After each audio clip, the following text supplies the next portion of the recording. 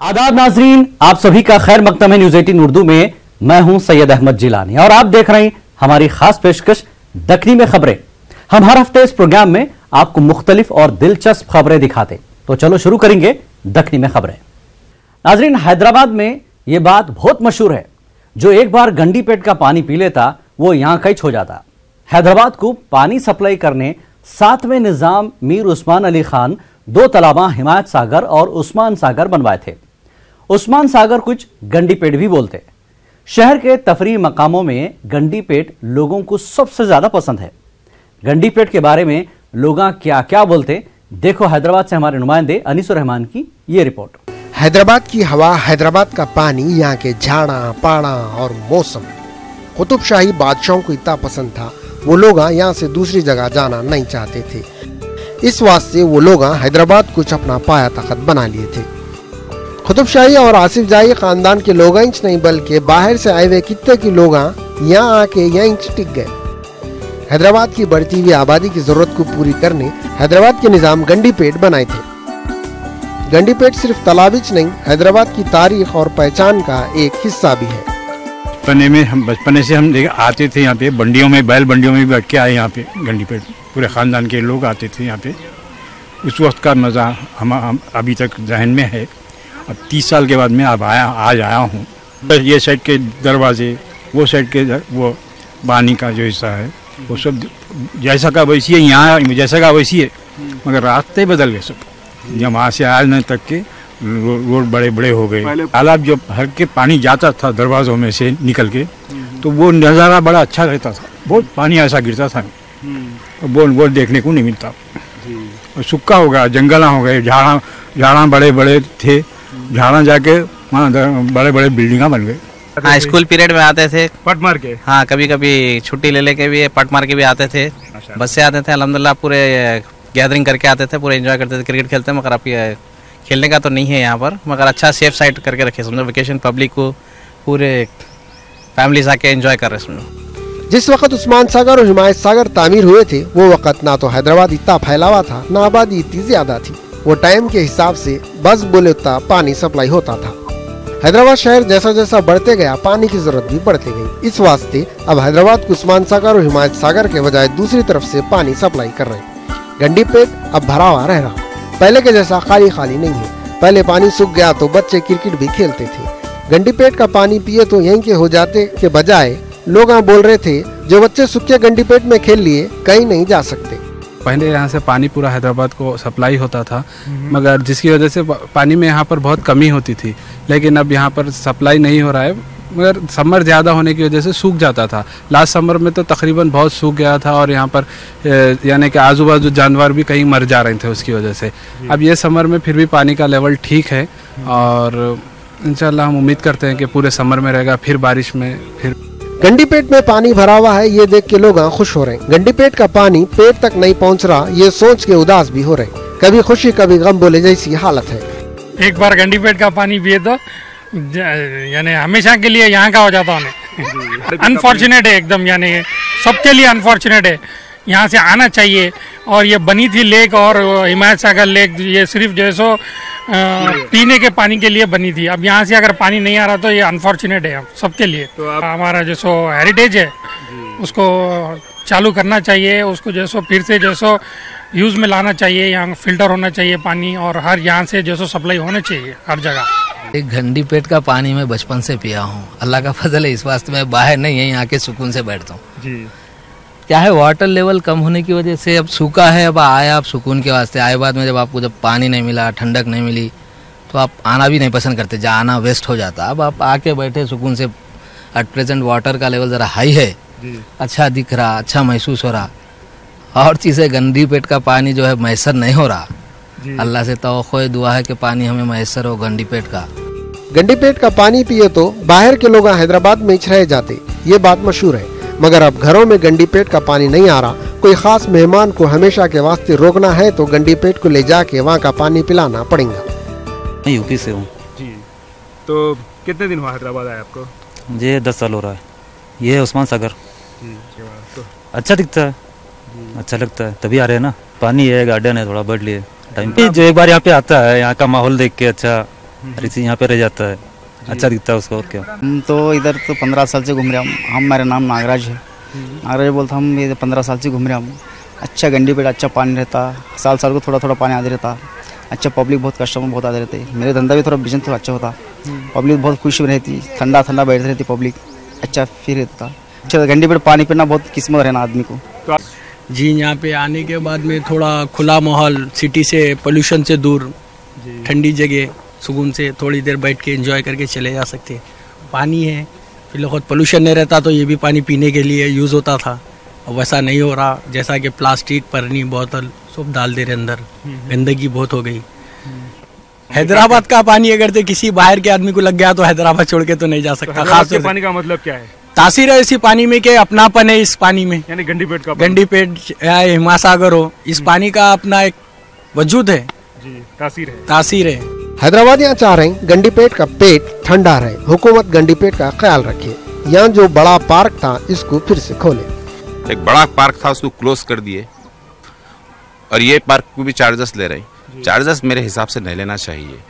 Charges ले रहे हैं, पार्किंग में भी चार्जेस ले रहे हैं। यहाँ का पानी मशहूर ये है कि गंडीपेट का पानी मीठा है और पब्लिक बोलती जो गंडीपेट का पानी पिया वो बाहर नहीं जाते, हैदराबाद में बस जाते। लाल बस से उतरते गंडीपेट का पानी पीते, हैदराबाद में बस जाते। ये गंडीपेट की शान ही है। हैदराबाद को आबाद करने वाले मोहम्मद कुली कुतुब शाह हैदराबाद की बुनियाद रखते वक्त दक्कनी में ये शेर बोले थे, मेरा शहर लोगों से मामूर कर रखे जूं दरिया में मन यासन। मोहम्मद कुली कुतुब शाह की दुआ शायद कबूल हो गई। हैदराबाद लोगों से वैसी भरा हुआ है जैसा मच्छियों से दरिया भरा हुआ रहता। गंडीपेट का पानी सप्लाई होने दियो न को होने दियो। हैदराबादियों की मोहब्बत में गंडीपेट के पानी से ज्यादा असर है। बाहर के लोग हैदराबाद में रहने पे मजबूर हो जा रहे हैं। हैदराबाद से अनीसुर रहमान खान की रिपोर्ट। बहुत से फसादों की जड़ जबान है। बरजबानी और जबान के चटोरे पने की तरफ से कितना बड़ा हंगामा हुआ मालूम। तेलंगाना में शादी की एक तकरीब में मटन चिकन के नाम पे ऐसी मारपीट हुई, टेंट मैदान जंग बन गया। आप भी देखो मटन चिकन और मैदान जंग।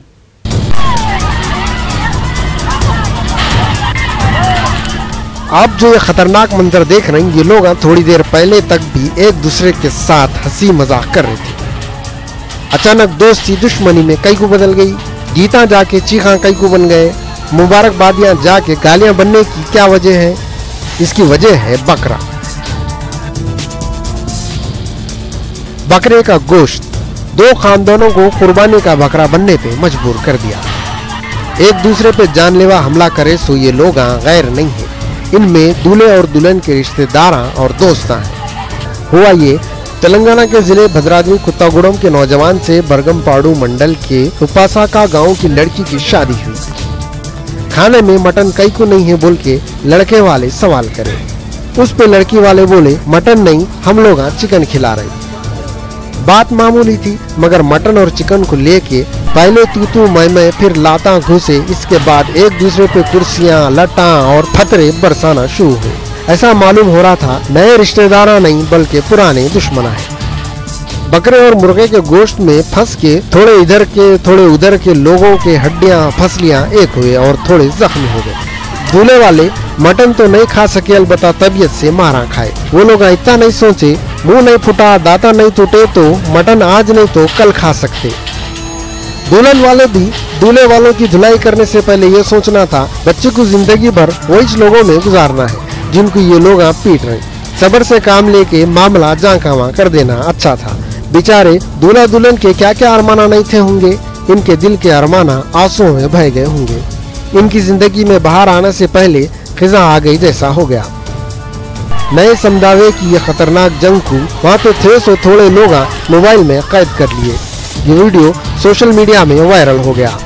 दोनों खानदानों के लोग एक दूसरे के खिलाफ पुलिस में शिकायत लिखा है। Bureau report, news 18 Urdu.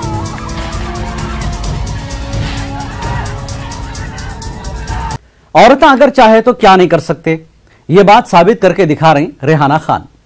जिंदगी की गाड़ी चलाने के वास्ते इन्हों अब मौत के कुएं में गाड़ी चलाते हुए खतरनाक करतवा दिखाते, जिसको देख के दिलों के धड़कना बढ़ जाते। आप अपना दिल थाम के देखो इनके ये कमाला। औरतें अगर चाहे तो नामुमकिन को मुमकिन बना सकती। इसका सबूत रेहाना खान नाम की एक लेडी सारे मुल्क में देते हुए फिर रही। जहाँ भी नुमाइश लगती इन्हों मौत के कुएं में ऐसे ऐसे कमाला पेश करते जिसको आम लोग करना तो दूर की बात, देखना भी हिम्मत का काम है। मौत के कुएं में इन्हों कभी अकेले बाइक चलाते, कभी चलाते चलाते हाथा छोड़ देते, कभी उनके साथ और 4 मोटरसाइकिल सवारा शामिल होके एक दूसरे के हाथा पकड़ के ऐसा चक्कर लगाते जैसा ये मौत का कुआं नहीं बल्कि गार्डन है। रेहाना हैदराबाद की नुमाइश में भी अपना कमाल पेश करने आए थे।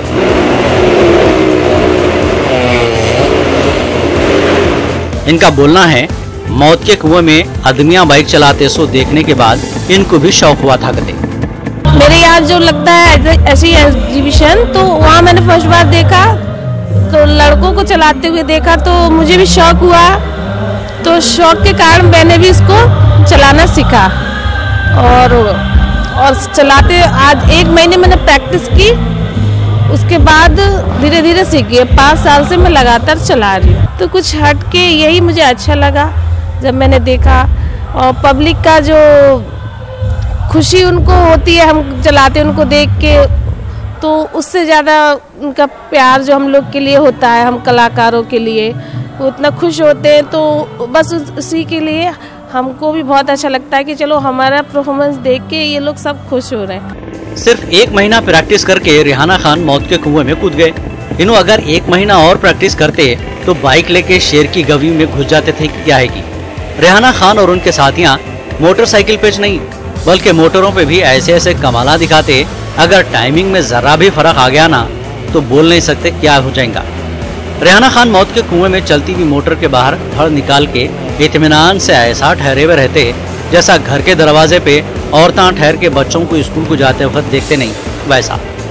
चलती हुई कार में से निकल के चमन की हरियाली पे आराम करे जैसा कार के छत पे लेट जाते। देखने वालों के दिलों का इम्तिहान लेने ऐसे वक्त कार चलाने वाला भी कार के बाहर लटका हुआ रहता। ये आइटम पेश करते वक्त दूसरे मोटरा भी साथ में चलते रहते। रेहाना खान के शो हर जगह कामयाब हो रहे। लोग बोलते हर कामयाब आदमी की तरक्की के पीछे औरत का हाथ होता, मगर यह मामला उल्टा है। रेहाना खान की तरक्की के पीछे इनके मियाँ का हाथ है। तो मेरे हस्बैंड मुझे सपोर्ट किए कि तुम्हारा शौक है, अगर करना है तो ठीक है, तो उन्होंने सपोर्ट किया। तो मेरे एक जानने वाले हैं, उनके थ्रू मैंने ये सीखा। जब घर छोड़ के इतना दूर आती हूँ तो घर की याद आती है। मेरा एक 5 साल का बेटा है। इतने बड़े कारनामे का एक आसान फार्मूला रेहाना खान बताए। रोड पे ड्राइव करना, इसमें ड्राइव करने में फर्क है। रोड पे क्या है कि आप सीधे सीधे चल सकते हैं, उसमें कुछ वो नहीं होता है, बस बच के चलना होता है। इसमें क्या है, अगर गोल गोल घूमते हैं, अगर आपको चक्कर आ गया गोल गोल घूमने से तो आप गिर जाओगे। इसमें चक्कर सबसे पहले खत्म करना होता है चलाने से। चला के चक्कर जब खत्म हो जाता है तो इजी हो जाता है सीखना। हमारे ख्याल में मौत के कुएं में गाड़ी चलाने वाले च नहीं बल्कि देखने वाले भी रेहाना खान के मशवरे पे अमल करे तो अच्छा है। इतना खतरनाक खेल देखने वालों को भी चक्कर आ सकती। बहरहाल रेहाना खान हिम्मत, हौसला और जुनून की जीती जागती तस्वीर और दूसरे औरतों के वास्ते बहादुरी की मिसाल बने हुए हैं। Bureau report, news 18 Urdu. Motorcycle पे हेलमेट नहीं पहन के गए तो चालान, सीट बेल्ट लगाए बगैर कार चलाए तो चालान, नो पार्किंग में गाड़ियां पार्क करे तो चालान। ये तुम लोगों को मालूम ही है, मगर क्या आप कभी सुने होटल में खाना बचाए तो भी चालान भरना पड़ता? तेलंगाना के वरंगल शहर से ये खास रिपोर्ट। तेलंगाना के वरंगल डिस्ट्रिक्ट कोर्ट कने लिंगल्ला केडारी फूड कोर्ट है। इसको 50 साल के लिंगा केडारी चला रहे। इनके कारोबार में इनका साथ इनकी बीवी और 2 बच्चे दे रहे। लिंगल्ला 1993 में सूबेदारी पोस्ट ऑफिस कने फुटपाथ पे मिर्चियाँ, भजे और छोटे टिकलियाँ बेचते थे। इन्हें तैयार करते थे सो छोटे टिकलियाँ बड़े बड़े लोगों को भी फुटपाथ पे आके खाने पे मजबूर कर दिए। धंधा अच्छा चलना शुरू हुआ तो इन्हों फूड कोर्ट कायम करे। कम पैसों में ज्यादा अच्छा वेजिटेरियन और नॉन वेजिटेरियन पकवान इन्हों बना के दे रहे। कोर्ट को आने वाले तो खैर बाजू का बाजू फूड कोर्ट है बोल के आते रहते, मगर दूसरे एरियो के लोग भी ये होटल में उड़ी पड़ रहे। ये होटल की सबसे खास बात ये है, होटल में घुसते ही एक बोर्ड पे खाने के रेटों के साथ साथ ये भी लिखा हुआ है, पूरा खाना खाए तो 10 रुपये वापस और अगर बचा दिए तो 50 रुपये जुर्माना। कम खाना चाह रहे हैं तो बोल के पहले ही कम खाना लियो, पूरा खाना खाओ, पूरा खा लिए तो 10 रुपए इनाम लेके जाओ, बचा दिए तो 50 रुपए जुर्माना दे के जाओ। ये सब शर्तों को मान रहे हैं तो होटल को आओ, नहीं तो कहीं भी जाके खाओ या नको खाओ। लिंगाला ये मामले में इतने सख्त हैं, इन वकीलों और पुलिस वालों को भी नहीं बख्शते। गिराक के एक एक बर्तन में झांक झांक के देखते, ना खाना बचना ना सालन, जो भी बचाया इसका बचना मुश्किल है। కానీ ఎవరు కడుపులో ఎంత పడుతుంది అంత తినండి, హ్యాపీగా రుచిగా ఉంటుంది. రుచి లేకపోతే ఫైన్ నేను కడతా, రుచిగా ఉన్నాక నువ్వు పడేస్తే ఫైన్ కంపల్సరీ కట్టాలి. ఎవరికి ఎక్స్ప్లెయిన్ అండి, చాలామంది ఆఫీసర్స్, పెద్ద పెద్ద వాళ్ళు, నాయకులు, జడ్జి చేసే వాళ్ళు కూడా దాన్ని నేను చేసే విషయాన్ని అప్రిషియేట్ చేసి ముగ్ధులయ్యి జుర్మానా వేసిన వాళ్ళు ఉన్నారు. నువ్వు కరెక్ట్ బిడ్డ, మేము ఇంతవరకు ఆహారం గురించి ఆలోచించలేదు, ఏదైనా డబ్బు సంపాదన తెలివని ఆలోచించినాం, కానీ నువ్వు కరెక్ట్ ఆలోచిస్తున్నావు అన్నాడు. సో ఏం చెప్పాలనుకుంటున్నాడు సొసైటీకి అంటే, మీరు ఇంట్లో వండుకునే భోజనం నలుగురు జరిపే అన్నం ఎంతైతే సరిపోతుందో అంత వండే బదులు ముగ్గురు జరిపే అన్నం వండండి, అది నలుగురు షేర్ చేసుకొని తినండి. ఆ గిన్నెలను కాలేదు, మొత్తం కాలేదు, నీట్గా ఉంటుంది, స్వచ్ఛ భారత్ మెయింటైన్ చేయొచ్చు. यहाँ पे एक सवाल दिमाग में आ सकता, मुगल आजम के अकबर के जैसा इतना उसूलों के गुलाम बनने की क्या जरूरत है? गिराक खाओ तो भी, बचा दियो तो भी। लिंगाला को पैसों से मतलब रखने के बजाय चालाना करते हुए बैठने की क्या जरूरत है? तो इसका जवाब ये है, इन्होंने गरीबी के दिन देखे हुए हैं। अल्हम्दुलिल्लाह 50 रुपये को खाना है यहाँ पे, और वेस्ट के 100 को 10 रुपये फाइन, और उल्टा बात के 100 500 रुपये का फाइन वगैरह बोले केदारी साहब। और इन्होंने इसलिए मैसेज देना चाह रहे हैं कि और खाना वेस्ट करके फेंक रहे हैं, और किसान की मेहनत है इसके ऊपर। किसान की मेहनत इसलिए कि बाबा उतनी मुश्किल से पकाता खिलाता, और हम इतना वेस्ट करके फेंक दे रहे हैं कि सेकंड में खाते आधा फेंक देते, वेस्टेज कर रहे हैं। वेस्ट मत करिए, आप जितना खाते खाइए, बस उसके बारे में सोचिए, रिज़्क़ की कदर करिए। बोल रहे हैं भूखे पेट रहने से दिन का चैन, रात की नींद को कैसा तरसना पड़ता, कितना तड़पना पड़ता इनको मालूम है। इनका बोलना है, इतना अच्छा खाना इतनी कम कीमत में दे रहा हूँ तो हिमाकत करके बचा रहे कहीं को, या तो पूरा खाओ, नहीं खाई जा रहा तो घर को लेके जाओ। इनको किसानों की मोहब्बत और तकलीफ का भी एहसास है। किसानों की खून पसीने से हासिल होता सो अनाज इतनी बेदर्दी से बर्बाद होता हुआ इन्हों बर्दाश्त नहीं कर सकते। इन्हों गिराकों को रिज़्क़ की कदर करने का पैगाम देना चाह रहे हैं। Bureau report, news 18 Urdu. क्या कभी आप करंट का बिल भरने के वास्ते रिचार्ज कार्ड खरीदे? क्या कभी बैलेंस खत्म होने से आपके घर में लाइट बंद होगी? अब आप बोलेंगे इन्हों क्या हौले पने के सवाल कर रहे हैं, तो हमारी ये रिपोर्ट देखो। अब आप लोगों को करंट के वास्ते भी रिचार्ज कराना पड़ेगा, और बैलेंस खत्म हुआ तो घर अंधेरा घुप हो जाएगा। मतलब सही में आप लोगों को करंट लगने वाला है। आप लोगों को अब ना तो लाइट का बिल भरने लाइट के ऑफिस को जाना पड़ेगा, ना मी सेवा में बिल भरना, ना ऑनलाइन बिल अदा करना है। ये सब झंझटा अब पुराने हो जाएंगे। घर बैठे करंट का खर्चा अदा करते रहना है। मगर ये बहुत ज्यादा खुश होने की बात नहीं है। भाई को बोले तो अब जो मीटर लगने वाले हैं ना, वो प्रीपेड मीटर होंगे। 2-3 महीनों के बाद 1 महीने के पैसे भर के बाकी के बाद में भरेंगे बोले जैसा अब टालम टोली का कोई चांस नहीं है। जितना करंट खर्च करना है पहले पैसे भरना पड़ेगा। जैसा फोन को रिचार्ज करते नहीं वैसे रिचार्ज करवाते रहना पड़ेगा। फोन में आउटगोइंग खत्म भी हो गई तो इनकमिंग का चांस है। लाइट के मीटर में ये चांस भी नहीं रहेगा। अब जैसा वक्त बेवक्त मीटर चेक करने लाइट वाले आ जाते, प्रीपेड मीटर लगाने के बाद ना कोई आएगा ना मीटर चेक करेगा। रिचार्ज करना है करो, नहीं करना है न करो। अंधेरे में रहो, कोई पुरसाने हाल नहीं रहेगा। सेटिंग चाले करने का भी कोई चांस नहीं रहेगा। Telangana southern power distribution company तजुर्बे के तौर पे हैदराबाद में 250 सरकारी ऑफिसों में नए मीटर लगाई। आम आदमी अगर 1000-2000 रुपए बाकी रहा तो लाइट वाले बेचारे का अमाल नामा लाए जैसा लिस्ट लेके आ जाते। उन्हें अपनी मजबूरी और गम की कहानी सुनाने से पहले लाइट कट करके उसकी दुनिया अंधेरी करके चले जाते। आपको मालूम है गवर्नमेंट के ऑफिसों वाले सिर्फ हैदराबाद में हर महीना कितना बाकी रखते? 1,20,00,000 रुपए। पूरे स्टेट में कितना बकाया रहता मालूम? 60 से 70 करोड़ रुपए हर महीना इलेक्ट्रिसिटी वाले भाग भाग करके अभी तक 50 करोड़ रुपए वसूल कर सके। इलेक्ट्रिसिटी डिपार्टमेंट का ने कोई कानून का खजाना तो नहीं है, कब तक नुकसान उठाएगा? इसका हल ये निकाले, पुराने मीटर हटाओ, न रहे बांस न बजे बांसुरी। नए प्रीपेड मीटर लगाओ, खुद ब खुद पहले का पहले आम आदमी हो जाएंगे। अब ऐसा होगा जिसका ने रुपये है उसकी जिंदगी में रोशनी, जिसका ने पैसे नहीं है उसकी जिंदगी में अंधेरा रहेगा। अपने स्टेट में टोटल 1.5 करोड़ कनेक्शन है। पूरे स्टेट में प्रीपेड मीटर लगाने गवर्नमेंट को 1150 करोड़ रुपए खर्च करना पड़ेगा। एक मीटर पे 7,000 का खर्चा है। 3 फेस मीटर के वास्ते 15,000 का खर्चा होगा। मीटर में मॉडेम लगा हुआ है, इसमें सिम कार्ड है। सिम मीटर में रहा तो परेशानी की बात नहीं है। फोन में का बैलेंस चेक करे जैसा मीटर का बैलेंस चेक नहीं करना, एहतियात से काम लेना। बद एहतियाती करे तो खुद को लोग चेक करने की नौबत आ सकती। आम दिनों में बैलेंस खत्म हो गया तो करंट की सप्लाई खत्म हो जाएंगी, मगर इतवार को या छुट्टियों के दिनों में आपके हॉलीडे को डिपार्टमेंट वाले ब्लैक डे नहीं बनाएंगे, एक दिन रहम करेंगे।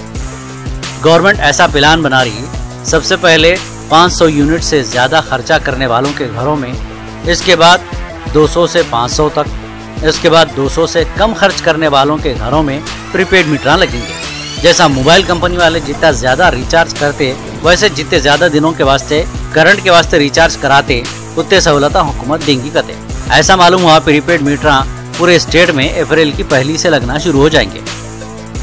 Bureau report, news 18 Urdu.